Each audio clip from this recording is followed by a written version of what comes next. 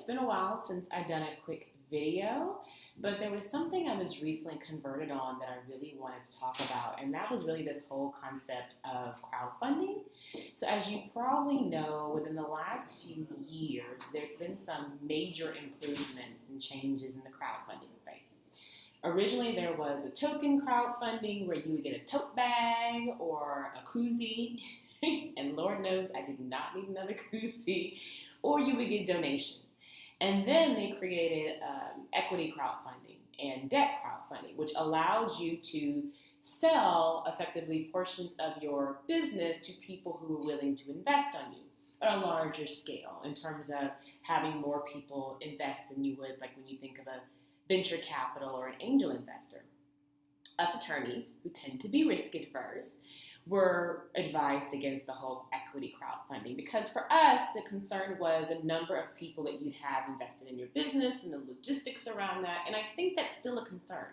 However, there were some great guys. Shout out to Chuck with Republic, and I can't remember who the other gentleman was with CrowdVest in Florence with her crowdfunding platform.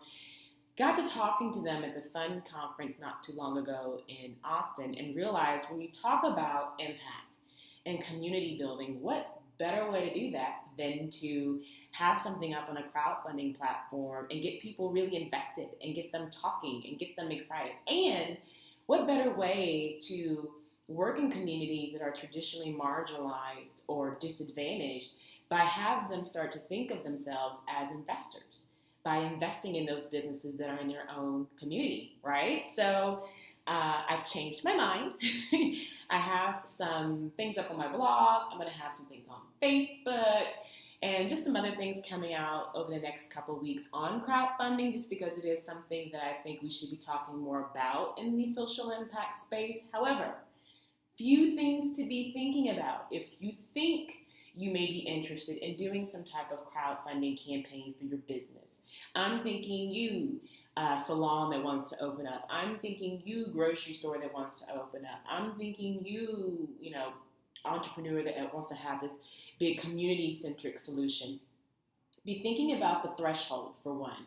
Some of these platforms require that you hit a certain amount of your campaign before they pay out, and others don't. I think Indiegogo got caught up in a huge controversy about this a few years ago. So make sure you know, because the worst thing you want to do is not hit that threshold and then have heartbreak when you don't get any of that money and it has to get returned back, right? Next thing is your story. You have to sell your story. What is the connection between you and those people that you are really trying to get invest in you? I've had a few tell me that you really can't crowdfund unless you have the following beforehand. I don't know if I know about that. I get it, and I think it's easier if you have a following, but what better way to get a following than to say, hey guys, we're coming to your community and we care, and this is how you can help us, right? So that's something else, is to just really get your story together. Get familiar with the different filings, get familiar with your debt terms, what in terms of repayment are you going to have to do? When do you have to repay? How long is it deferred? What kind of returns are people going to be expecting? Things like that. What are your needs? People may not be able to invest in you now monetarily, but there may be other needs like real estate or some type of expertise, legal expertise, or equipment that you may need. And now that you have a platform via the crowdfunding platform, what better way to let people know, right? And possibly get those needs met.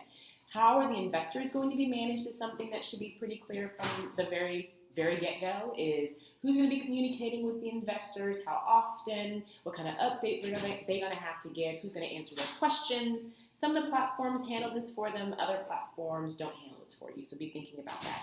And then, of course, your equity cap. How much of your business are you going to have to carve out so that people can invest in it? A lot of these platforms actually keep it pretty low, which I was surprised at. So the amount people get is very, very small. But it's still a great way, I think, long-term to talk about community investment and relationship building. So be checking out my blog and be checking out some of the other resources, and I should have something come soon.